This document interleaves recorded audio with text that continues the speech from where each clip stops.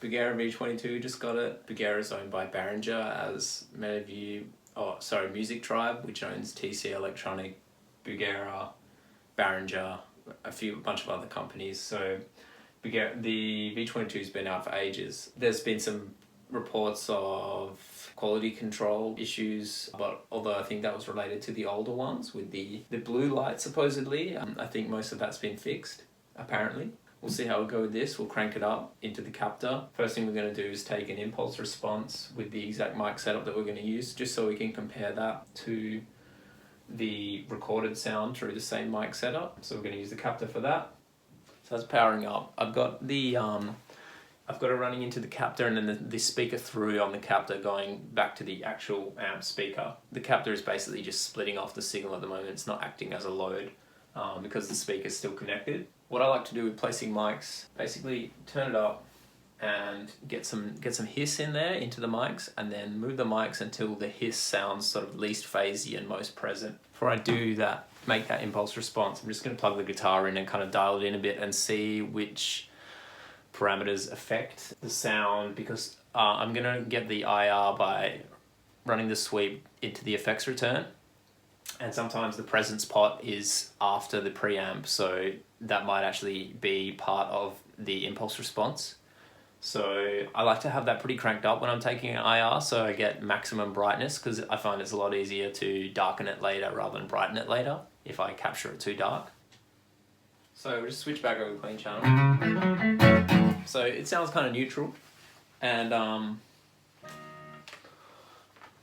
I like to, especially in a small room like this, it's best to capture the impulse pretty quiet. It doesn't need I used to think that it was best to do it loud to escape the noise floor.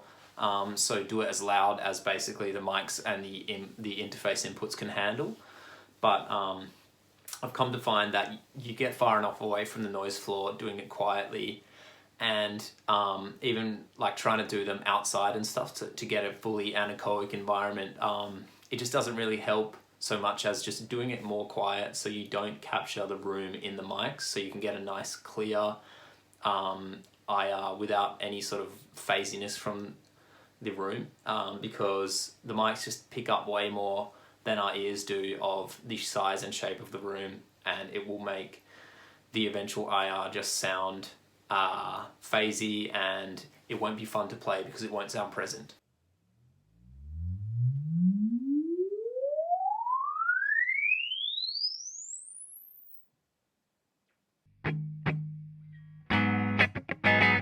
Okay, so we've got the mic set up just the same as we did for the IR, and telecast straight in to the clean channel for now, and then we have the 2 notes captor taking the signal, and so we're going to compare that with the mic's recorded tone.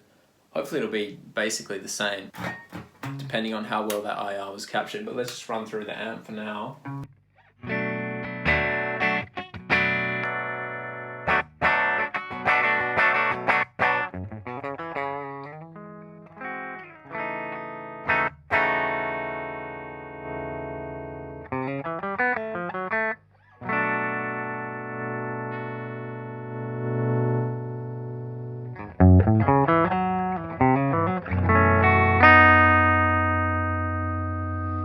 It's the reverb on max.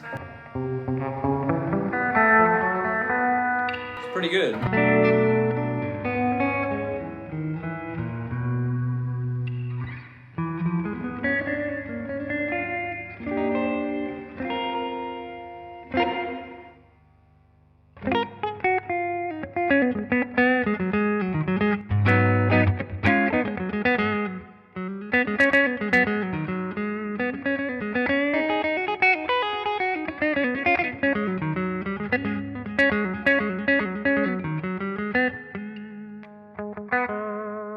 Let's try out the dirt channel.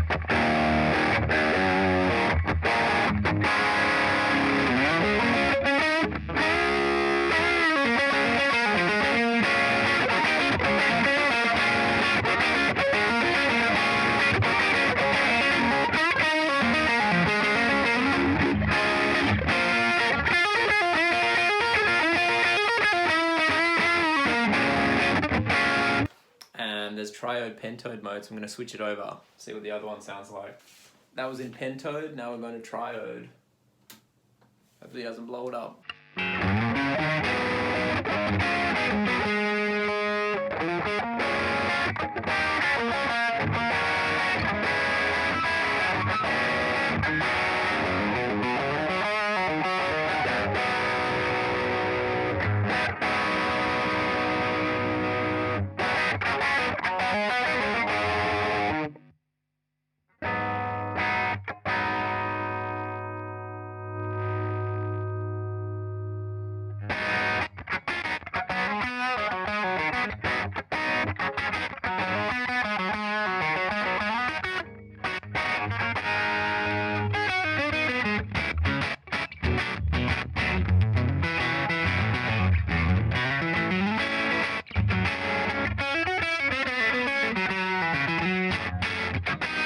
That was clean mode. It kind of sounds like it's not enjoying that.